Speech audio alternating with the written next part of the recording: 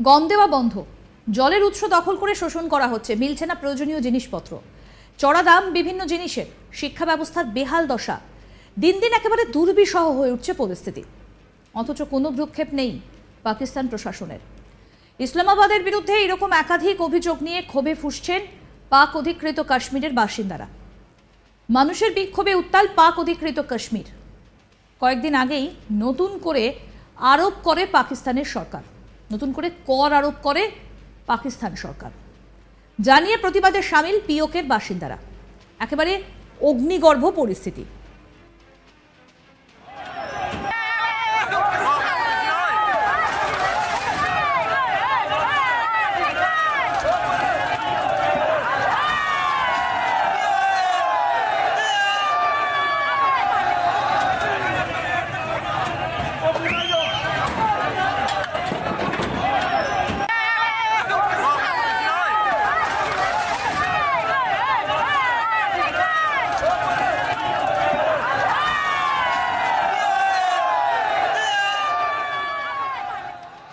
শনিবার পাক সরকারের বিরুদ্ধে নানা অভিযোগ নিয়ে প্রতিবাদের ডাক দিয়েছিল জম্মু ও Kashmir joint Awami action committee.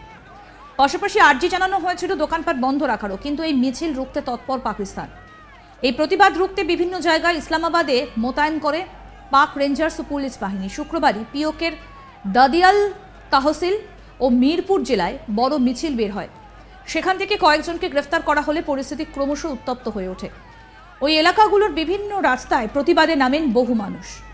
তারপরই অতিরিক্ত বাহিনী মোতায়েন করে ৭০ জনকে গ্রেফতার করা হয়, এমনকি সেখানে ১৪৪ ধারাও জারি করে দেওয়া হয়। ২০২৩ সালের অগাস্ট মাস থেকে পাক অধিকৃত কাশ্মীরে বিদ্যুতের খরচ বাড়ানো হয়েছে, প্রত্যেক জিনিসের দাম আকাশ ছোঁয়া, যার ফলে ক্ষোভ আরও বাড়ছিল বাসিন্দাদের মধ্যে। ফলে চলতি মাসের ফেব্রুয়ারি মাসে প্রয়োজনীয় দাবি দাওয়া পূরণ করা নিয়ে একটা চুক্তি করেছিল পাক সরকার, কিন্তু দিনের পর দিন পেরিয়ে গেলেও পিওকের বাসিন্দাদের প্রয়োজনে কোনো পদক্ষেপ করা হয়নি। উল্টে ঘাড়ে চেপেছে অন্যায্য করের বোঝা, যার প্রতিবাদেই শনিবার বড় মিছিলের ডাক দেওয়া হয়েছিল। অভিযোগ, এই প্রতিবাদ বিক্ষোভ কড়া হাতে দমন করছে পাক প্রশাসন। ইসলামাবাদের বিরুদ্ধে একাধিক অভিযোগ নিয়ে বহুদিন ধরেই ক্ষোভে ফুঁসছেন পাক অধিকৃত কাশ্মীরের বাসিন্দারা। তাদের অভিযোগ, গম দেওয়া বন্ধ, জলের উৎস দখল করে শোষণ করা হচ্ছে, মিলছে না প্রয়োজনীয় জিনিসপত্র, চড়া দাম জিনিসের, শিক্ষা ব্যবস্থার বেহাল দশা, দিন দিন দুর্বিষহ হয়ে উঠছে পরিস্থিতি। অথচ কোনো ভ্রুক্ষেপ নেই পাকিস্তান প্রশাসনের। তাই পাক সরকারের শাসনে থাকতে নারাজ তারা। ফলে প্রশ্ন উঠছে, আবারও কি ভাঙতে চলেছে পাকিস্তান?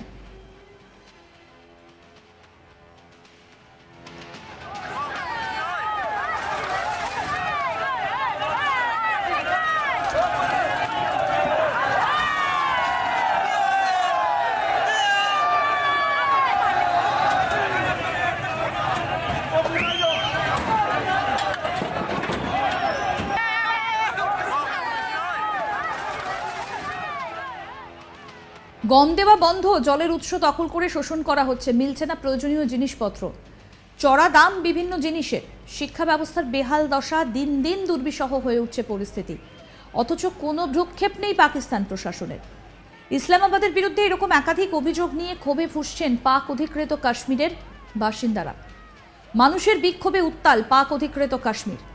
কয়েকদিন আগেই নতুন কর আরোপ করেছে পাকিস্তানের সরকার, জানিয়ে প্রতিবাদে সামিল পিওকের বাসিন্দারা।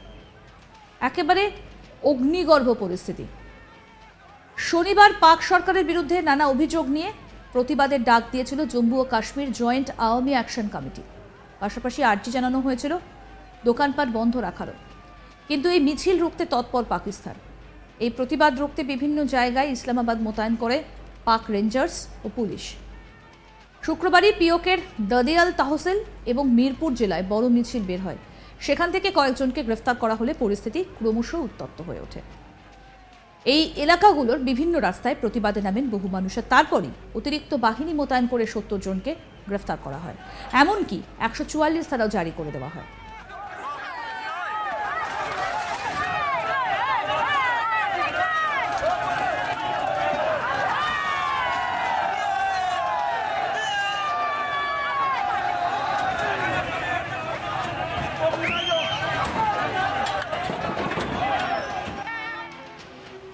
দেখতে থাকুন আজ তাক বাংলার ইউটিউব চ্যানেল, সাবস্ক্রাইব করুন।